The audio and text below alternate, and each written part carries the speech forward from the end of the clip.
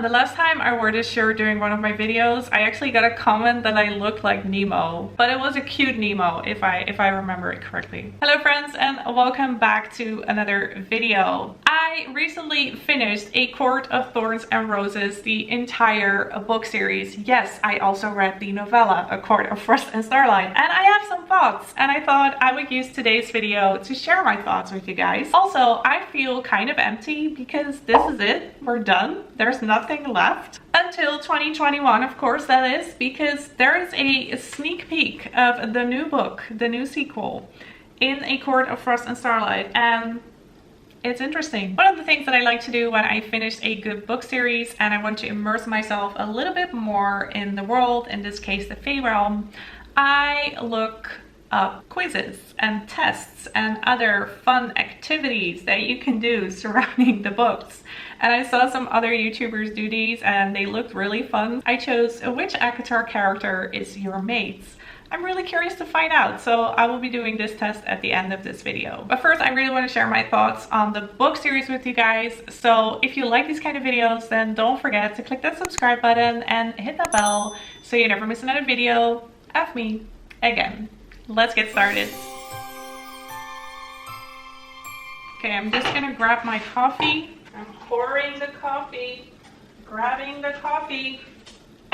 Quick warning, this video isn't going to be spoiler free, so if you do want that, then just click on one of my wrap-ups. As I said, the Court of Thorns and Roses series is a trilogy, and the first book in the series is called A Court of Thorns and Roses. The second one is A Court of Mist and Fury, and the third is A Court of Wings and Ruin. And then there's the novella, so this story takes place after the third book, and it's called A Court of Frost and Starlight. The first book, A Court of Thorns and Roses. I remember that I couldn't get this book out of my head. This was one of those books that after finishing it, I was just stuck with the characters. I thought about Feyre. I thought a lot about Tamlin. I mean, let's be honest, in the first book, he was amazing. I also thought about Rhysand, because yeah, there was just a lot happening, and it was the first time I got introduced to the Fae realm, and I absolutely adore Fae. Everything to do with fairies and the Fae realm is just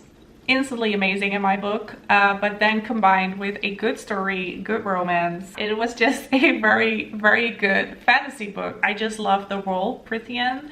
I also love the divide between humans and Fae, and then all the different courts within the Fae realm, and the fact that this human goes to the Fae realm. It just kind of feels exciting, and it's just one of those books that you don't want to put down. I remember that I read the last half of the book in like a day. I just wanted to know what happened to everyone. You know that feeling when you're reading a hot scene or an intimate scene and somebody's laying next to you and you kind of feel ashamed for reading it, although the other person doesn't know what you're reading? That's how I felt a lot of times with this book. Also with the second book, but don't get me started on that yet. I think I gave this book 4.5 stars. I really, really enjoyed it, and just being introduced to this new world, this new story, new characters, that's just an amazing feeling. And let's be honest, who wasn't Team Tamlin in the first book? Like, he was such a nice guy. He was so protective.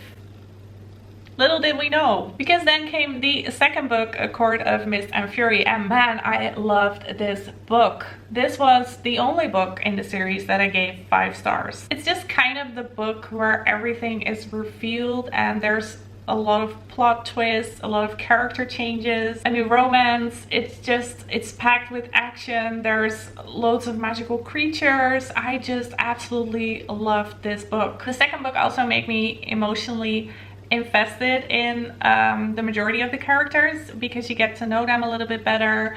There's just way more storyline, way more in-depth character development, and yeah, I just remember that I wanted to read the third book just to be sure that they were okay, which is weird because they're fictional characters, but still, I felt like they were real. Of course, this is also the book where everyone switched from Team Tamlin to Team Rhys, and where a lot of people had dreams about Rhys and his beautiful dark wings.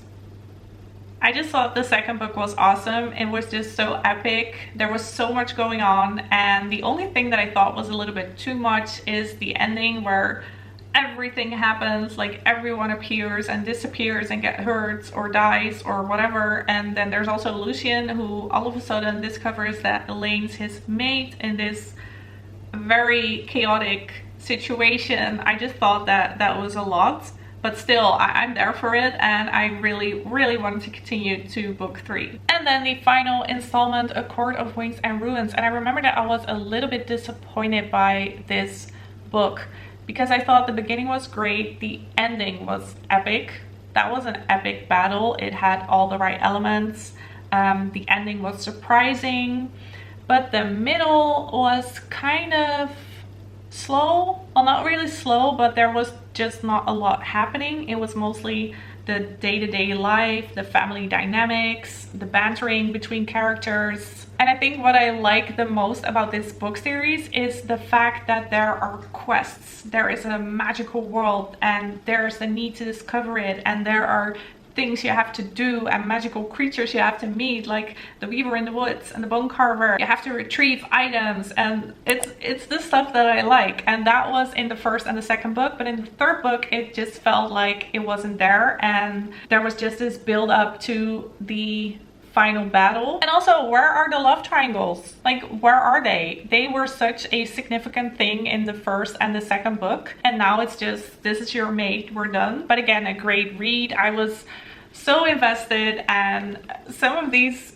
scenes actually made me like cringe. There is one part where Tamlin and Rhys are at the summer court in a meeting, and Tamlin starts to talk about his sex life with Feyre. It's so weird. I can never imagine myself doing that in front of so many people. Oh man, I felt bad for the people that had to witness that. After reading that, I was so over Tamlin, but then he redeems himself because there was this scene at the war camp, I believe, and Feyre's trying to escape, and Tamlin helps her escape, and he's taking some bullets for that. I mean, he's shot down with arrows, I believe, and it is such a suspenseful part because it is about her trying to reach this cliff so she can fly away, and oh, it's described so well. I was rooting for her. I was like, yeah, one more step, just fly. Yeah, well, it was very suspenseful. Also, there's a lot of wisdom in this book. There's apparently something called the NOVELLA philosophy. I'm reading this from my laptop, and one of the quotes from the NOVELLA philosophy is, what we think to be our greatest weakness can sometimes be our biggest strength, and that the most unlikely person can alter the course of history. So wise.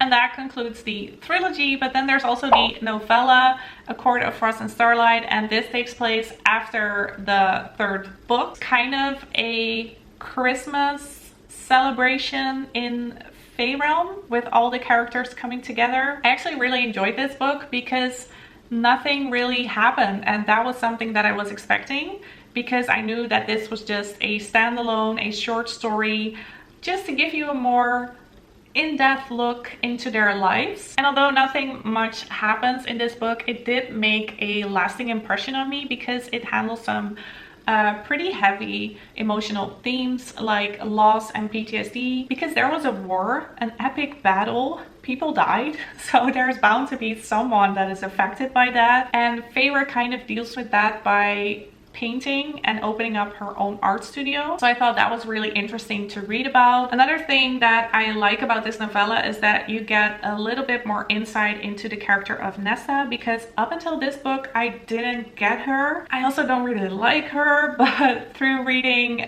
this book I kind of understand where she's coming from, and I'm interested to see where her character is gonna go, because it is kind of hinted at that she also suffers from PTSD and depression because she cannot accept her new role. And of course there were also the hot and steamy scenes with Feyre and Rhys, and yes, I enjoyed that. Although there was one scene, and I don't know if it's just me or I thought that was so weird. It's the point where Rhys and Feyre, I think, they both climax, and at that point Feyre decides to show Rhys the image of their unborn child. It's kind of weird, right? I thought, I don't know, maybe it's just me and my perverted mind, but I wouldn't want that. Another interesting thing about this novella is that it follows multiple POVs. So we also follow Cassian and Rhys, Feyre, and that is a first, because in the other 3 books in the trilogy, the main character is just Feyre, and that is the only POV that we follow. The first 3 books I would classify as fantasy. This one was more fantasy romance. I enjoyed it. I mean, it's just more of Prythian and the characters that I love. And an added bonus is, of course, the sneak peek into the next book. So let's talk about that. A Court of Silver Flames. The sneak peek is around 20 pages and it is about Cassius and Nesta. So we get both point of views, and it's basically about Nesta, who is trying to accept who she is. Cassius knowing that this is something she can't do. Also, Feyre and Rhys have talked about this as well, and they've decided that Cassius has to go on a journey and he's gonna take Nesta with him. The sneak peek ends with the sentence, "You're coming with me to the Illyrian Mountains." And if we take a look at the description of A Court of Silver Flames, it also says that the fire between them, so that's Nesta and Cassius, is undeniable and only burns hotter as they are forced into close quarters with each other. So we're gonna get great scenes, sex in the sky, stuff like that, because Cassius is wings, people. He can do things. Against the sweeping backdrop of a world seared by war and plagued with uncertainty, Nesta and Cassian battle monsters from within and without as they search for acceptance and healing in each other's arms. I don't know how I feel about Nesta being the main character, because I don't really care for her. I think she's a very difficult and complex person even before transitioning into a fae. But yeah, it's gonna be interesting. I mean, I love the world and I'm definitely going to read the book because it's gonna fill the emptiness that I feel. Yeah, I'm not sure how I feel about Nesta being the main character. How do you feel about that? Let me know your opinion in the comments down below, because I can imagine that not a lot of people have feelings for Nesta in a positive way. So now that I shared all my thoughts with you guys on the ACOTAR book series, I am going to take the test. Which ACOTAR character is your mate? Purely based on the things that he can do, the fact that he has wings, and the way he looks, I will go for Rhys, that he is my mate. But let's find out. The first question is, do you know what court you belong to? If not, I have made a quiz for that too. Well, I don't know what court I belong to, but I'm biased, so I'm gonna go for the Night Courts. Who is your favorite character? Ooh, that's difficult. Definitely not Tamlin. Although I love the fact that he's there, because a lot of these quizzes just leave Tamlin out of it because nobody likes Tamlin, but he's here. My favorite character, I think I would have to go for Mor. Yeah, I think she's such a strong female. How violent are you? Wow. Okay. I will kick your ass only if you hurt my family. I don't really like violence much. Lol, I can fight. Sure, being violent is a hobby. Only if you hurt my family and my friends, for that matter. Alcohol? Question mark. Okay. Hell yeah, adult juice. Not interested. I'll take water or soda. No, that's not going to be my answer. Alcohol is a question and the answer is yes. How about no? I'm way under 21, so hell yeah, adult juice. I'm not a big drinker, but I do like a drink now and then. So is family important to you? Okay, I would not literally sacrifice myself for my family because I don't think that's healthy. But I think I'm gonna go with my family life is complicated, because it actually is. And my friends are my family, but also a part of my family is my family. Well, yeah, I'm just gonna go with my family life is complicated. Who is your least favorite High Lord? Tamlin, Rhysand, Thesan, Callias, Bayron, Helion, and Tarquin. Okay, definitely not Tarquin. I kind of like him. Tamlin and Rhysand, also not my least favorite. I think I'm gonna go with Bayron. He's the father of Lucian. He's just a very violent and horrible person. So I think he's gonna be my least favorite. Which describes you best? Ooh, okay. Definitely not introverted. Stubborn. I'm stubborn. hot-headed, a little bit. Cunning, tough, yeah, definitely. Not quiet, not gentle. I am smart, but I think that's always a bit weird to say that about yourself. So I think I'm gonna go for tough. Will you comment or hearts? Okay, I didn't really get why that was a question, but do you like boys or girls? So I want to leave gender out of this. I do like boys, but for this test I just want to see who is my mate, so I'm gonna say I don't care. Vivian? Who is Vivian? Who is that?